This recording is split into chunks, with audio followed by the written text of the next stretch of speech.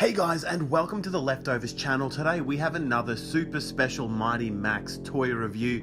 This is Mighty Max Outwits the Cyclops. It's a Doom Zone from the second wave of Doom Zones released by Bluebird Toys. We've basically got a big ugly Cyclops head. As far as the color scheme goes here, the green and purple is kind of murky. It doesn't really highlight the cool textures here on the outside as well as it could, but we do get a little bit of an insight into some of the cool features we'll find inside here. Starting at the top, we've got the massive horn protruding through the top of the Cyclops. This actually turns into a really cool staircase feature that connects the bottom part of the playset with the top part of the playset. Right there in the middle, we get the Cyclops' eye. This is the main bad guy from the playset. Obviously, we're going to see a lot more of him once we open up the set, but it's cool to see just how much of a focal point that eye takes up right there in the center of the playset. And then moving down, we have that snarling mouth. We have some yellowed teeth there as well, and there's like these tentacle protrusions coming through the mouth. It's all part of the same big eyeball bad guy. It looks cool. I really feel like this playset would have done a lot better with a better color scheme, but as far as Mighty Max playsets go, it's not what's on the outside that counts, it's all about what's on the inside. So let's get started by flipping down the jaw of the Cyclops.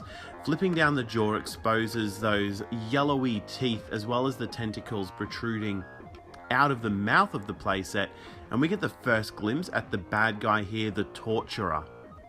The Torturer is obviously the smaller bad guy, but he does all the leg work for the eyeball monster.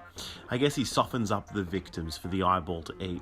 We can also see there's a whole bunch of like baby Cyclops eyeballs there in the jaw of the playset. Those baby eyeballs don't get mentioned in the comic panel or in the cartoon for this episode, so I don't know. I guess I like to think that maybe the Cyclops eye found a mate somewhere, somehow, and they started having little baby Cyclops eyeballs. I don't know.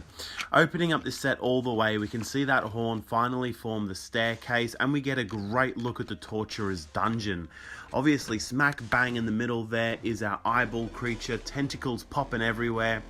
Lifting him off the base of the playset, we reveal a blue cage with Mighty Max inside, as well as the start of some of the play features here inside this playset.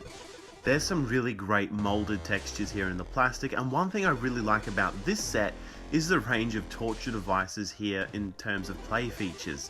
The cage is obviously the first one, but there's also a coffin with an opening up lid, a pit with a moving gate, and Mighty Max fits in each one of these different torture areas. They also share a large sticker which sits underneath the floor. It gets revealed through the gaps in the plastic, so it's a really fantastic use of stickers for a Mighty Max playset. On the top section, the Torturer's tools of torture continue. There's a guillotine molded into the plastic, as well as plenty of weapons painted onto the walls, as well as a noose. But right here in the middle, we have the electric chair sitting at the top. So in the comic panel for this playset, Mighty Max gets teleported straight into the electric chair, which he manages to break free from, escape from. In the playset, the chair can actually tilt forward, dropping the Mighty One to the section below. In the comic panel again, we can see the Tormentor tries to decapitate the Mighty One, just to be foiled by a pot. And all those details, the pots on the table, the hanging weapons, the staircase down to the bottom, can be seen in both the comic as well as the playset. They really sync up fantastically, and I haven't really seen many other Mighty Max comics that have done it this effectively. So Mighty Max gets confronted by the eye, but he manages to get it trapped by the falling gate before the Torturer catches up and tries to capture Max with the blue cage. But he ultimately trips and falls into the spiked coffin. The attention to detail is incredible, but the Torturer is one really clumsy character.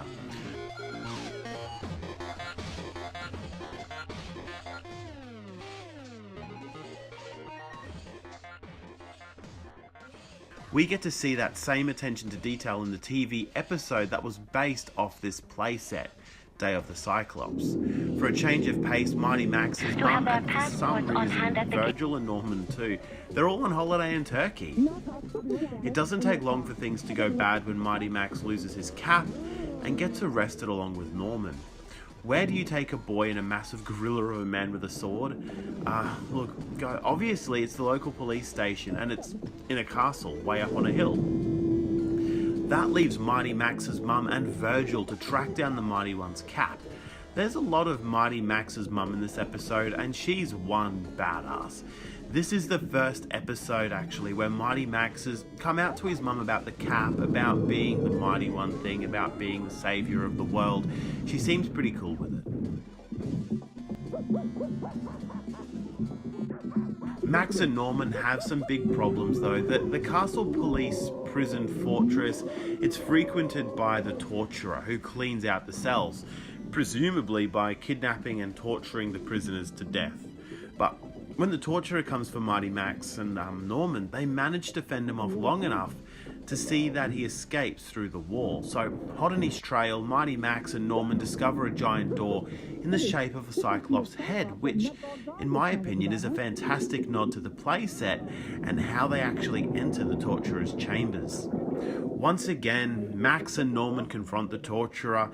It's great seeing the comic panel actually playing out here in the cartoon. Like, the fight scenes are actually really good, and the torturer gets trapped inside the spiked coffin again, just like the comic panel.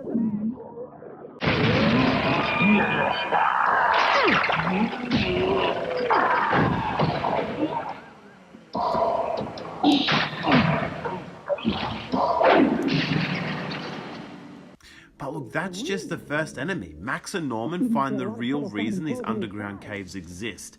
The Cyclops was living here a really bloody long time ago, but a small piece remained behind. His skeleton, as well as that floating eyeball.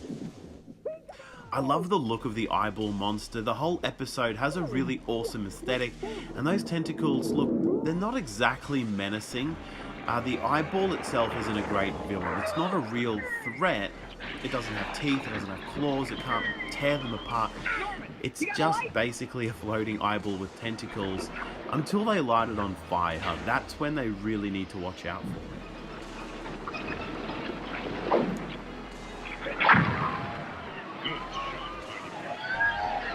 We need to split before we get fried in fiery eyeball juice.